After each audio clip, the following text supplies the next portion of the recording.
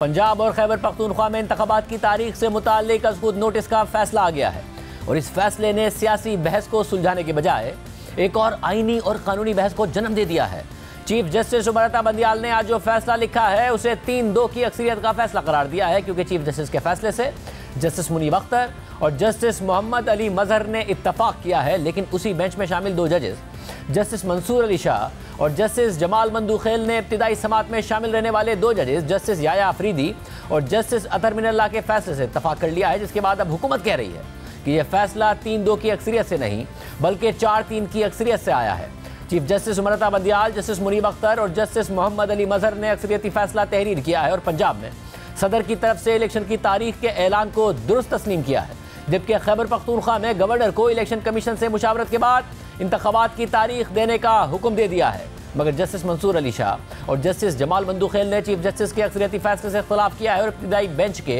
2 मोअज़्ज़िज़ जजेस जस्टिस अतर मिनल्लाह और जस्टिस याया अफरीदी के फैसले से इत्तफाक करते हुए इस दरख्वास्त को मुस्तरद कर दिया है। पहले बात करेंगे chief justice उमरता Bandial, justice Munib Akhtar और जस्टिस मोहम्मद अली मजहर के अक्सरियती फैसले की। फैसले के आगाज़ में ही लिखा गया है कि हमने 3-2 की अक्सरियत से यह फैसला तहरीर किया है, जबकि अक़लियत में जस्टिस मंसूर अली शाह और जस्टिस जमाल मंदूखेल का इख्तिलाफी नोट शामिल है। अक्सरियती फैसले के मुताबिक वो सूरत हाल जहाँ असेंबली गवर्नर के ऑर्डर पर तहलील हुई है तो वहाँ इलेक्शन की तारीख देने की जो आईनी जिम्मेदारी है वो गवर्नर ने अदा करनी है, और वो सूरत हाल जहाँ असेंबली गवर्नर के ऑर्डर पर तहलील ना हुई हो वहाँ आम इंतखाबात की तारीख का ऐलान करने की आईनी जिम्मेदारी सदर को अदा करनी होती है। इसलिए पंजाब में जो सूरत हाल बनी वहाँ इंतखाबात की तारीख का ऐलान करने की जिम्मेदारी सदर ने अदा करनी थी, और खैबर पख्तूनख्वा में जो सूरत हाल बनी वहाँ ये जिम्मेदारी गवर्नर ने अदा करनी थी। इस हवाले से सदर का जो 20 फरवरी 2023 का ऑर्डर था वो पंजाब की हद तक दुरुस्त है, लेकिन खैबर पख्तूनख्वा के लिए ये ऑर्डर आईनी तौर पर दुरुस्त नहीं है।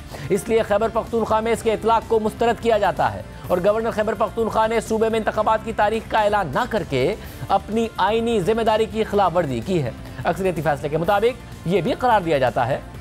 कि आम हालात में पंजाब के आम इंतखाबात 90 दिनों के अंदर यानी 9 अप्रैल 2023 को होने थे, और सदर की तरफ से जो तारीख का ऐलान किया गया था वो 20 फरवरी 2023 को किया गया था। लेकिन हमें यह बताया गया है कि इंतखाबात की तारीख का तयन करने से मुतालिक जो इल्तवा हुआ है शायद उसकी वजह से 90 दिन की डेडलाइन की पैरवी मुमकिन ना हो, और एक केस ये भी है कि मुमकिन तौर पर कानून से मुताल्लिक गलतफहमी पर इलेक्शन कमीशन ने मुशावरत के लिए अपनी मौजूदगी को यकीनी नहीं बनाया। इसलिए इलेक्शन कमीशन को हिदायत की जाती है कि वो अपनी तमाम तर कोशिशों को बरूए कार लाते हुए फौरी तौर पर सदर पाकिस्तान को इलेक्शन की ऐसी तारीख दे जो 90 दिन की डेडलाइन से मुताबिकत रखती हो, और अगर ऐसा मुमकिन ना हो तो इलेक्शन कमीशन इंतखाबात की तारीख की ऐसी तजवीज़ दे जो डेडलाइन से कम इन्हिराफ करे, और फिर इलेक्शन कमीशन से मुशावरत के बाद सदर पाकिस्तान पंजाब में आम इंतखाबात की तारीख का ऐलान करें। अक्सरियती फैसले के मुताबिक खैबर पख्तूनख्वा के गवर्नर इलेक्शन कमीशन से मुशावरत के बाद सूबे में इलेक्शन कराने से मुतालिक तारीख का ऐलान करें,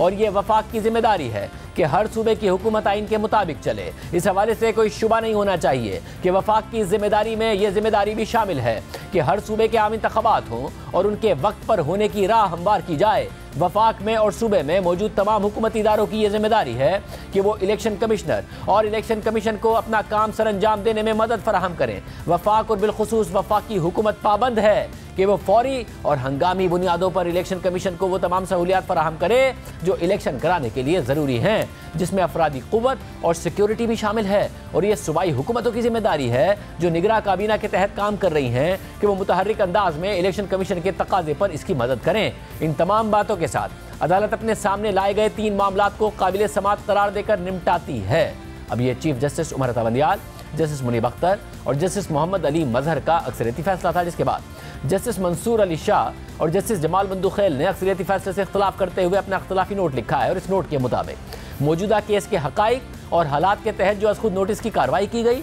और जिस तरीके से इस केस को उठाया गया है वो मुकम्मल तौर पर बिलाजवाज़ है, और वो भी इस बात से हटकर कि इस अज़खुद नोटिस का आगाज़ गैर ज़रूरी जल्दबाजी में किया गया। ये केस एक ऐसा फिट केस नहीं है जिसके लिए अदालत अपने गैर मामूली दायरा कार का इस्तेमाल करे, इसलिए यह काबिल समात नहीं है, क्योंकि इन्हीं आइनी और कानूनी मामलात से मुताल्लिक रिलीफ के लिए दरख्वास्तें लाहौर हाई कोर्ट और पिशावर हाई कोर्ट में ज़ेर इल्तवा है, और मुतल्लिका हाई कोर्ट्स में इन मामलात पर कोई गैर मामूली इल्तवा भी नहीं हुआ है। इसलिए आर्टिकल 184(3) के तहत इस अदालत के गैर मामूली दायरा इख्तियार को लागू करने का कोई जवाज़ नहीं है। लाहौर हाई कोर्ट का एक रुकनी बेंच पहले ही दरख्वास्त गुजार के हक में फैसला दे चुका है और वो फैसला अब तक फील्ड में मौजूद है और इस फैसले के खिलाफ लाहौर हाई कोर्ट के डिवीजन बेंच के सामने इंट्रा कोर्ट अपील दायर हो चुकी है और किसी भी दरख्वास्त गुजार ने आर्टिकल 185(3) के तहत इस अदालत का दरवाजा नहीं खटखटाया। और जब एक आईनी मामला पहले से किसी सूबाई हाई कोर्ट में ज़ेर इल्तवा हो तो सूबाई अदालतों की आज़ादी में मुदाखलत करने के बजाय उन्हें सपोर्ट करना चाहिए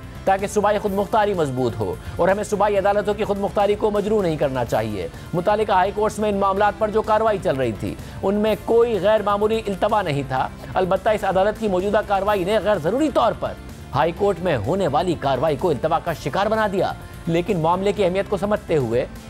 हम तवक्को रखते हैं कि मुतल्लिका हाई कोर्ट्स अपने सामने इन मामलात को 3 दिन के अंदर निपटाएंगी और इस बात से हटकर ये बात भी की जाती है कि ऐसे मामलात को पार्लियामेंट में हल होना चाहिए। इसलिए हम 23 फरवरी 2023 को जस्टिस याया आफरीदी और जस्टिस अतर मिनल्लाह की तरफ से दिए गए फैसलों से इत्तफाक करते हैं और मौजूदा दरख्वास्तों को मुस्तरद करते हैं और अज़खुद नोटिस की कार्रवाई को भी ख़त्म करते हैं। ये जस्टिस मंसूर अली शाह और जस्टिस जमाल मंदूखेल का इख्तलाफी नोट था, मगर दिलचस्प बात यह है कि दोनों जजेस के इख्तलाफी नोट के बाद एक फुट नोट भी दर्ज है और इस फुट नोट के मुताबिक इंतखाबात में ताख़ीर का मामला पहले 9 मेंबर बेंच ने सुना, जिसमें जस्टिस याया आफरीदी और जस्टिस अतर मिनल्लाह ने दरख्वास्तें मुस्तरद करने का फैसला दे दिया था। बाद में 2 जजेस ने खुद को बेंच से अलग कर लिया था और क्योंकि 2 दीगर जजेस ने दरख्वास्तों को मुस्तरद कर दिया था तो बेंच की तश्कील 27 फरवरी को दोबारा की गई और एक 5 रुकनी बेंच बनाया गया और जो 2 जजेस यानी जस्टिस अतर मिनल्लाह और जस्टिस याया आफरीदी ने जो शुरू में फैसले दिए थे वो भी इस केस के रिकॉर्ड का हिस्सा हैं।